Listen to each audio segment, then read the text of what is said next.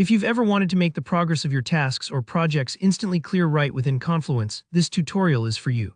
Today, I'll show you exactly how to add a status indicator, those colorful little lozenges, to your Confluence pages. By the end, you'll be able to highlight tasks with dynamic, easily updated statuses so everyone can see what's in progress, done, or still to do at a glance. Let's jump right in. The simplest, and honestly the best way to add a status in Confluence is by using what's called a status macro. These are perfect for tracking tasks in tables, providing live progress updates, or just making your project documentation much more visual and clear.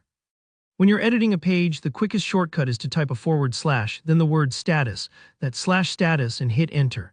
If you're someone who likes keyboard shortcuts and moving fast, this is going to save you time every single day. As soon as you press enter, Confluence drops in the status macro for you, ready to customize. But maybe shortcuts aren't your favorite, or you want to visually browse for options. No worries, there's another way. Just look up at the editor toolbar, the row of icons across the top when you're editing your page. Find the little plus icon labeled Insert. Click that, and in the search bar that pops up, type in Status. As soon as the status macro appears, just select it. This is a great option if you're new to Confluence and want to learn by exploring. Whichever method you choose, you'll see a pop-up where you can configure your status. This is the fun part here. You type whatever status makes sense for your situation, like in progress, done, blocked, or something specific for your workflow. There's a lot of flexibility here, so you can make these statuses as simple or as detailed as you need. Then choose a background color. There are 5 options, each one stands out, making it easy to catch at a glance. For example, you might use green for done, blue for in progress, or red for something urgent or blocked.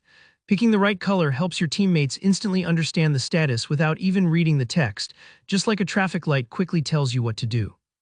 Once you've set your text and color, hit Insert and the status lozenge will appear right where your cursor was.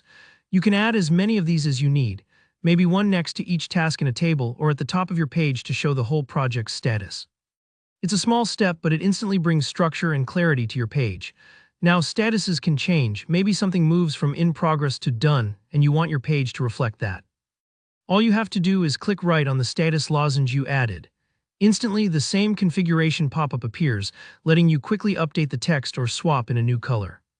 No need to delete and recreate anything, just edit and you're done. Don't worry if you need to update things often. It's meant to be flexible and keep information fresh. And that's all there is to it. By using the status macro, you transform your Confluence pages into interactive, clear dashboards everyone can understand. Try adding them to your next checklist or project tracker, and you'll see how much more organized and professional your pages will look.